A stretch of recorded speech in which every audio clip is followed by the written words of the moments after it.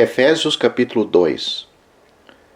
Antes do desenvolvimento dos próprios privilégios e, por conseguinte, dos planos de Deus, o segundo capítulo apresenta a operação do poder de Deus sobre a terra, que tem por objetivo levar as almas ao gozo dos seus privilégios celestiais e formar assim a igreja neste mundo. É o poder que, ressuscitando os santos com Cristo da morte e do pecado e unindo-os a Ele, Cristo, o cabeça, forma a sua relação com Ele como seu corpo. A primeira parte do capítulo 1 apresentou-nos a nossa relação individual com o Pai. Ali Cristo é o primogênito entre muitos irmãos. Aqui chegamos à relação como corpo com Cristo, o segundo homem ressuscitado. Até a segunda parte da oração, temos os planos de Deus. Finda a última parte, temos as operações do poder para os cumprir, e é ali que a nossa união com Cristo é, em primeiro lugar, introduzida, embora os planos de Deus que a ela se referem sejam revelados, é, porém, operada espiritualmente agora, como se vê no capítulo 2. Seguindo o nosso estudo, não são propriamente esses planos, mas é a graça e o poder que operam para o seu cumprimento, levando as almas ao resultado que esse poder deve produzir de harmonia com os ditos planos. Em primeiro lugar, Cristo é visto não como Deus descendo a este mundo e apresentando aos pecadores, mas sim como morto, isto é, como nós estávamos por causa do pecado, mas ressuscitado e fora desse estado pelo poder de Deus. Cristo estava morto para o pecado. Deus ressuscitou-o de entre os mortos e colocou-o à sua direita. Nós estávamos mortos nos nossos delitos e pecados. Deus vivificou-nos juntamente com Cristo. Mas, uma vez que se trata da terra, da operação do poder e da graça na terra, o Espírito Santo, naturalmente, fala do estado daqueles em quem esta graça atua, de fato, do estado de todos.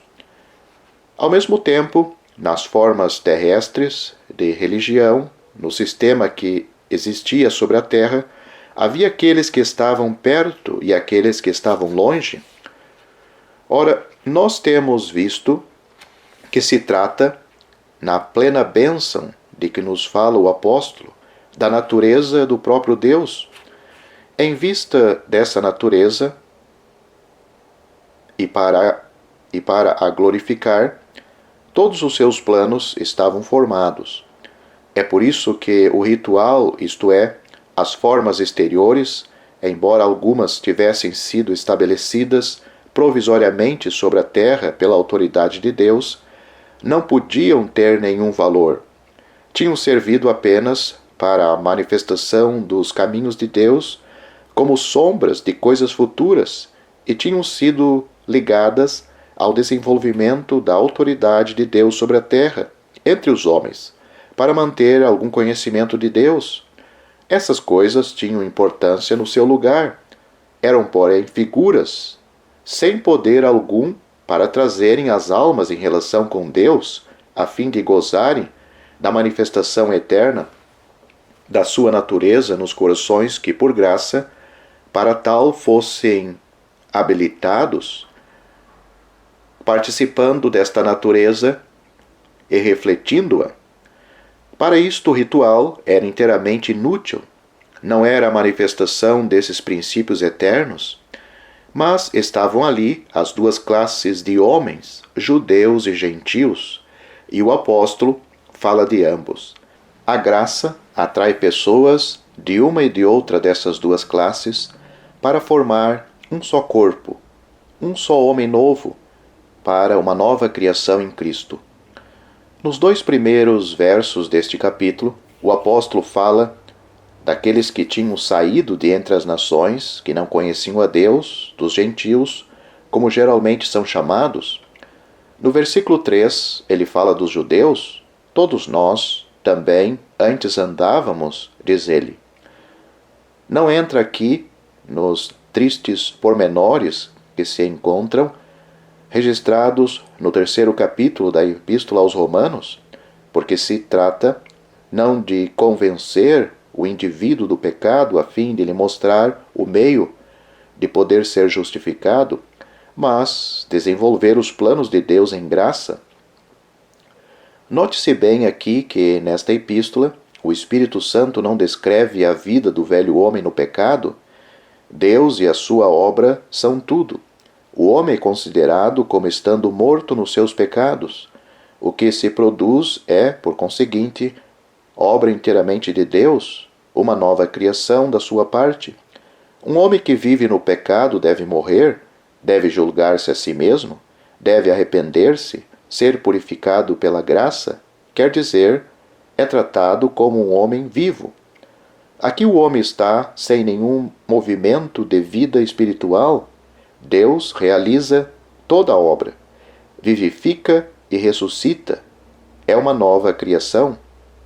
Portanto, aqui o apóstolo fala do afastamento de Deus em que o homem se encontrava, sobre o poder das trevas. Pelo que concerne às nações, ele fala do estado universal do homem. Todo o comportamento do mundo, todo o seu sistema andava segundo o príncipe das potestades do ar. O próprio mundo estava sob o governo daquele que opera nos corações dos filhos da desobediência, que, por sua vontade própria, se subtraíam ao governo de Deus, embora não pudessem subtrair-se ao seu julgamento, ao julgamento de Deus. Se os judeus tinham privilégios especiais, se não estavam de modo direto sob o domínio do príncipe deste mundo, como era o caso das nações mergulhadas na idolatria e afundadas em toda a degradação desse sistema em que o homem se atolava, na devassidão onde os demônios rejubilavam em mergulhá-lo, escarnecendo da sua sabedoria.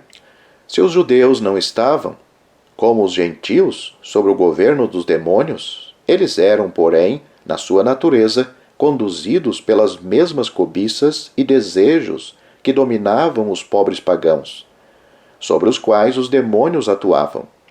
Os judeus levavam a mesma vida que eles, no que concerne às cobiças da carne. Eram filhos da ira, como todos os outros, porque era esse o estado dos homens. Eles são, na sua natureza, filhos da ira. Pelo que diz respeito aos seus privilégios visíveis, os israelitas eram o povo de Deus. Por natureza, eles eram homens como os outros. E notem-se aqui as palavras por natureza, no versículo 3. O Espírito Santo não fala aqui de um julgamento pronunciado da parte de Deus, nem de pecados cometidos, nem de Israel como tendo falhado nas suas relações com Deus ao cair na idolatria e na rebelião, nem mesmo de que tinha rejeitado o Messias, privando-se assim de todo o recurso. Numa palavra, o Espírito Santo não fala aqui de nada do que Israel tinha feito. Também se não trata de um julgamento positivo da parte de Deus, pronunciado sobre a manifestação do pecado. Os judeus, assim como todos os outros homens, eram de sua natureza, filhos da ira. Esta ira era a consequência natural do estado em que eles se encontravam. A fé, quando se é ensinada pela palavra de Deus, volta sempre a isso. O julgamento tem relação com os atos realizados no corpo, mas nós estávamos mortos nos nossos pecados, sem nenhum movimento de vida para Deus. Não entramos em condenação, mas passamos da morte para a vida? João capítulo 5, versículo 24. O homem, tal como era, judeu ou gentil, e a ira caminhavam naturalmente juntos, do mesmo modo que há um laço natural entre o bem e a justiça. Ora, Deus, embora em juízo tome conhecimento de tudo o que é contrário à sua vontade e à sua glória, está, por sua própria natureza, muito acima de todas estas coisas. E para aqueles que são merecedores da ira, ele pode ser rico em misericórdia, porque é o que ele é em si mesmo. Por conseguinte, o apóstolo apresenta-o aqui como agindo de harmonia com a sua própria natureza para com os objetos da sua graça. Nós estávamos, diz ele, mortos nos nossos delitos e nos nossos pecados. Deus, no seu amor, vem livrar-nos pelo seu poder. Deus, que é riquíssimo em misericórdia, pelo seu muito amor com que nos amou. Não havia em nós nenhuma inclinação para o bem, estávamos mortos nos nossos delitos e nos nossos pecados. O movimento, graças lhe sejam dadas, veio dele, veio de Deus. Ele nos vivificou, e não somente isso, mas vivificou-nos juntamente com Cristo. Paulo não tinha dito de maneira direta que Cristo tinha sido vivificado, embora isso pudesse ser dito falando do poder do Espírito Santo em si. Cristo foi ressuscitado de entre os mortos, porém, quando se trata de nós, é-nos dito que toda a energia pela qual Cristo saiu da morte opera também para nossa vivificação. E não somente isso, mas, sendo vivificados, somos associados a Cristo. Cristo sai da morte. Nós da morte saímos com Ele. Deus comunica-nos esta vida. É por pura graça. Graça que nos salvou, que nos encontrou mortos nos nossos pecados e que nos tirou da morte tal como Cristo dela saiu, e isto pelo mesmo poder, e dela nos fez sair com Cristo pelo poder da vida, em ressurreição, a fim de nos colocar na luz e no favor de Deus como uma nova criação, como o próprio Cristo ali se encontra. Aqui trata-se absolutamente de uma nova criação, e o novo estado do cristão é considerado simplesmente em si próprio. No nosso antigo estado, estávamos mortos a respeito de Deus. O homem não é considerado aqui como vivo, nos seus pecados responsável, mas sim como inteiramente morto neles e criado de novo. É por isso que, nesta parte da epístola, não se trata nem de perdão, nem de justificação. Aqui, o homem não é visto como vivo e responsável. Em Colossenses, os cristãos são representados como ressuscitados com Cristo, mas é-nos dito ali, tendo-nos perdoado todos os nossos pecados, que Cristo levou sobre si, ao descer ao vale da sombra da morte. Também não temos aqui o velho homem, nem a morte que lhe é aplicada, embora o comportamento e o velho homem sejam reconhecidos como fatos, mas não em relação com a ressurreição. Em Colossenses, pelo contrário, temos o velho homem. Fala-se mesmo ali de mortos nos vossos pecados, e é acrescentado, e na incircuncisão da vossa carne, porque isso significa mortos a respeito de Deus. A epístola aos Romanos considera o homem responsável neste mundo, e é por isso que encontramos ali plenamente estabelecidas a justificação e a morte ao pecado, mas não a ressurreição com Cristo. Ali o homem está vivo neste mundo, justificado e vivendo em Cristo. A ressurreição pôs fim a todas as distinções. Elas não têm lugar num Cristo ressuscitado. Deus vivificou uns e os outros com Cristo, tanto judeus como gentios. Ora, tendo Cristo realizado esta obra, judeus e gentios encontram-se juntos em Cristo ressuscitado e assunto ao céu, sem as diferenças que a morte tinha abolido. Estão assentados juntos no Senhor, numa nova condição que lhes é comum e que é descrita pelo próprio Cristo. Não se trata apenas de a vida ser comunicada. Isso temo-la nós, na Epístola aos Romanos. É um lugar e uma posição inteiramente novos que nós tomamos, tendo a vida o caráter de uma ressurreição fora de um estado de morte nos pecados. E aqui não somos considerados como vivificados por Cristo, mas sim com Cristo. Ele é o homem ressuscitado e glorificado. Esses pobres pecadores de entre os gentios e de entre os judeus, rebeldes e contrariadores, são colocados na posição em que Cristo se encontra pelo poder que o ressuscitou de entre os mortos e o colocou à direita de Deus, a fim de mostrar nos séculos futuros as imensas riquezas da graça que ali os introduziu.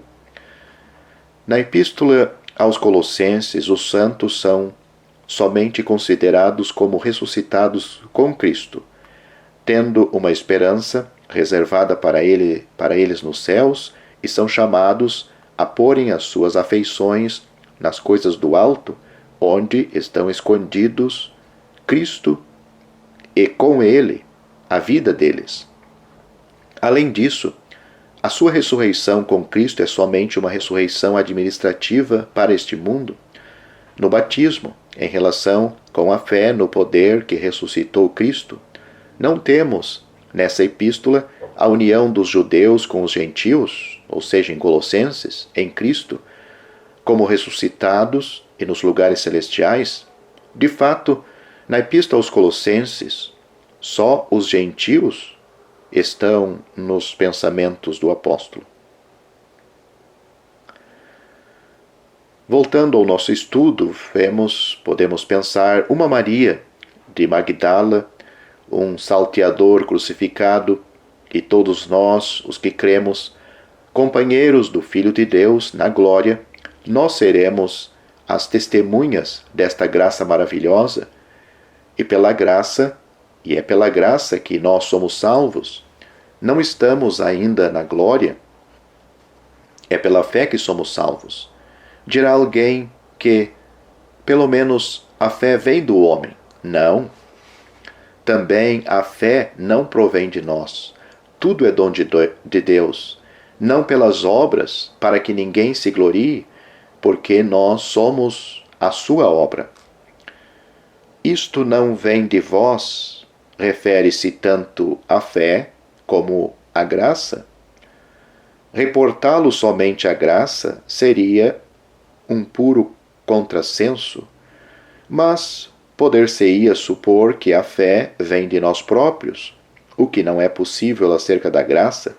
É por isso que o Espírito Santo acrescenta: e isto, não vem de vós, é dom de Deus. Quer dizer que crer é um dom de Deus e não vem de nós. Isto é confirmado pelo que se segue, não vem das obras.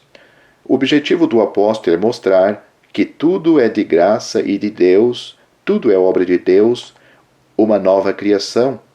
Até lá, a graça, a fé e tudo vão juntos.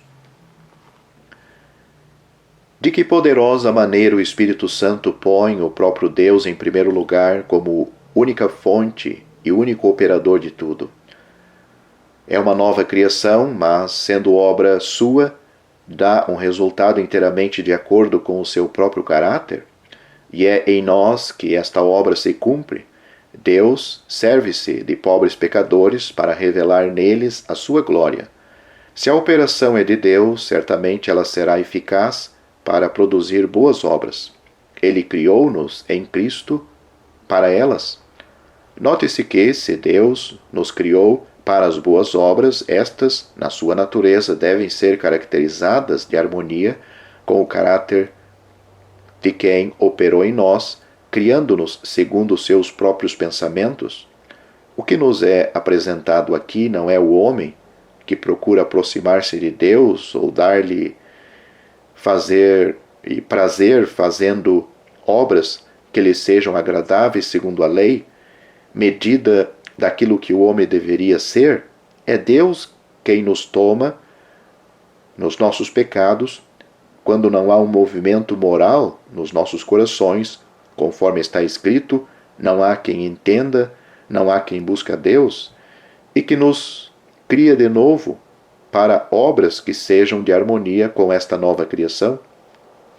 Somos colocados numa posição inteiramente nova, de harmonia com a nova criação de Deus, revestimos um novo caráter segundo a predeterminação de Deus. As obras são também predeterminadas segundo o caráter que nos revestimos por esta nova criação. Tudo é feito absolutamente de acordo e de harmonia com os pensamentos de Deus. Não se trata do dever segundo a velha criação. Aqui, tudo é fruto dos pensamentos de Deus na nova criação. Não é que Deus não reconheça as relações que Ele mesmo formou originalmente. Ele reconhece-as plenamente quando ali estamos colocados, mas a medida da nova criação é uma outra coisa. A lei desaparece a nosso respeito, mesmo no que concerne às obras, com a natureza a que ela se aplicava. O homem obediente à lei era o homem como deveria ser segundo o primeiro Adão. O homem em Cristo deve andar segundo a vida celestial do último Adão e andar de maneira digna dele, chefe na nova criação. Sendo ressuscitado com Cristo e sendo fruto da nova criação, deve conduzir-se de maneira digna de aquele que para ela o formou. Veja 2 Coríntios capítulo 5, versículo 5.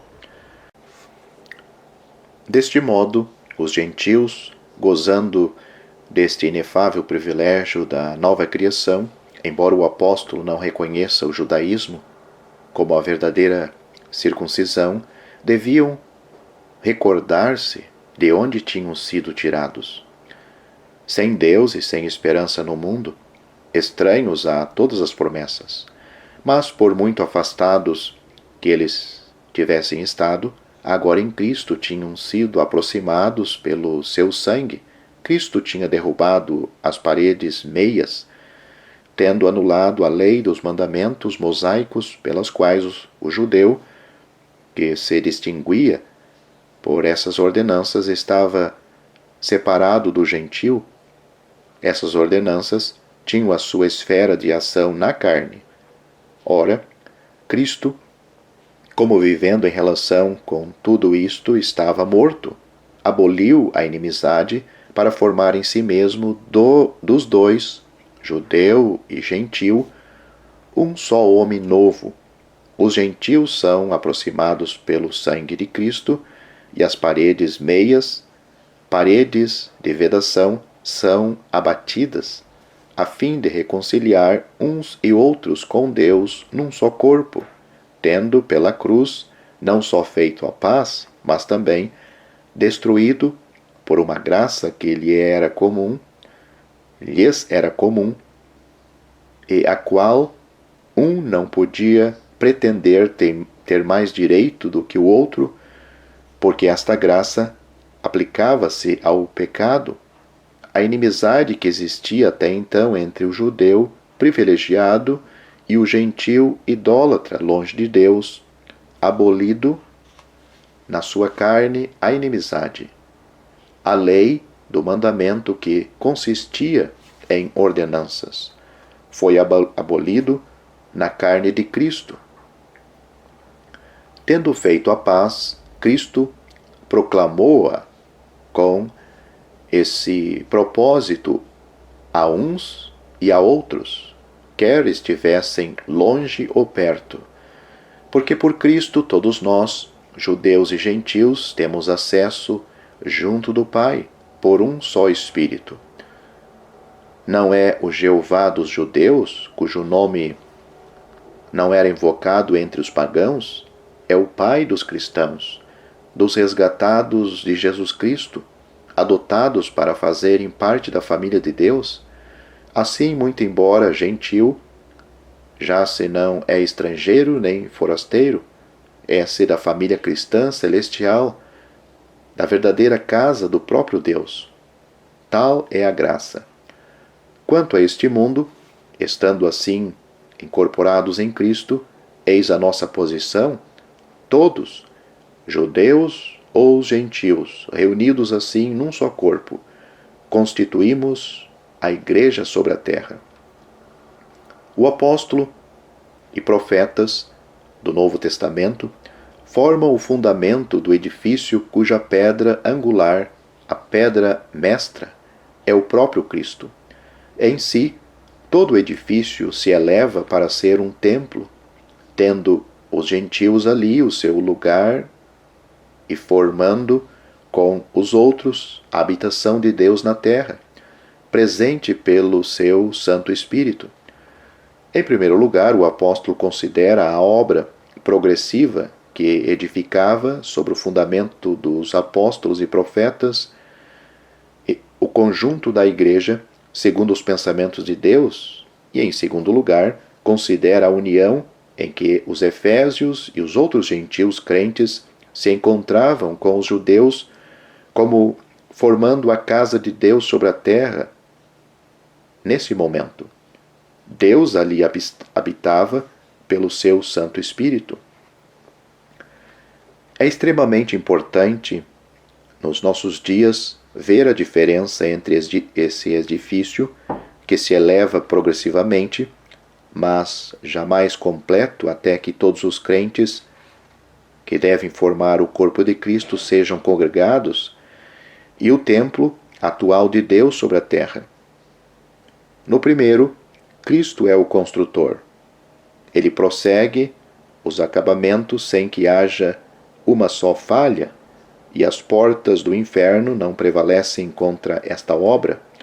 O edifício ainda não está completo, nem considerado como um todo, até a sua inteira edificação. É por isso que, neste caso, não encontramos nunca nas epístolas alguém que edifique. Por exemplo, na primeira epístola de Pedro lemos: "E chegando-vos para ele pedra viva, vós também, como pedras vivas, sois edificados." Do mesmo modo, aqui em Efésios, o edifício cresce para ser um templo santo no Senhor. Mas, a par disso, o corpo professante atualmente manifestado é visto como um todo sobre a terra, e o homem é considerado como sendo o seu construtor. "Vós sois o edifício de Deus", diz o apóstolo em 1 Coríntios capítulo 3. "Como um sábio arquiteto, eu pus o fundamento, mas veja cada um como edifica sobre ele." A responsabilidade do homem é introduzida e a obra está sujeita a ser julgada. Ora, é o fato de atribuir a isso os privilégios do corpo e do que Cristo edifica que produz o papismo e tudo o que com ele se relaciona. A coisa corrupta que deve cair sobre o julgamento tem sido falsamente revestida da segurança que pertence à obra de Cristo. Aqui em Efésios encontramos não só a obra progressiva e seguramente construída, mas também, e ao mesmo tempo, o edifício atual como um fato na bênção que lhe pertence, sem referência à responsabilidade humana na construção.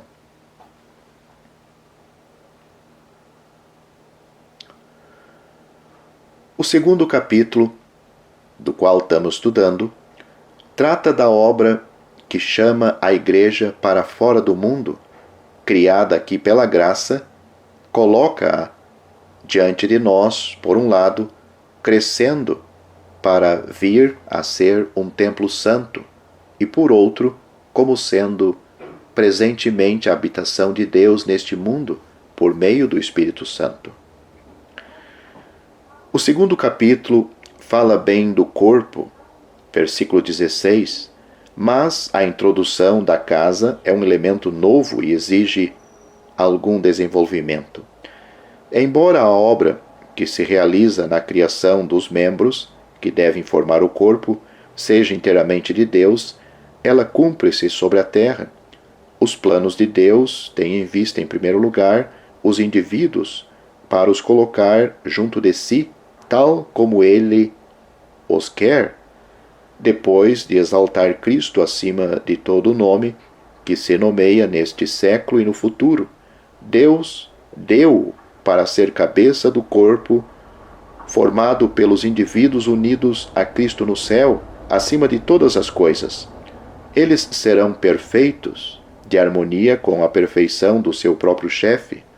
Mas se a obra sobre a terra congrega os recém-nascidos, congrega-os sobre a terra. Ora, o que responde neste mundo à presença de Cristo no céu é a presença do Espírito Santo aqui na terra. O indivíduo crente é, bem, o templo de Deus, mas neste capítulo trata-se de todo o conjunto dos cristãos formados sobre a terra. Eles tornam-se a casa, a morada de Deus sobre a terra. Maravilhosa e solene verdade, imenso privilégio e fonte de bênção, mas responsabilidade igualmente grande. Notar-se-á que, falando do corpo de Cristo, fala-se do fruto do desígnio eterno de Deus e da sua própria operação, e embora o Espírito Santo pudesse aplicar este nome à Igreja de Deus sobre a terra, como sendo considerada composta de verdadeiros membros de Cristo, todavia o corpo de Cristo, como formado pelo poder vivificante de Deus, segundo o seu desígnio eterno, compõe-se de pessoas unidas à cabeça, como verdadeiros membros.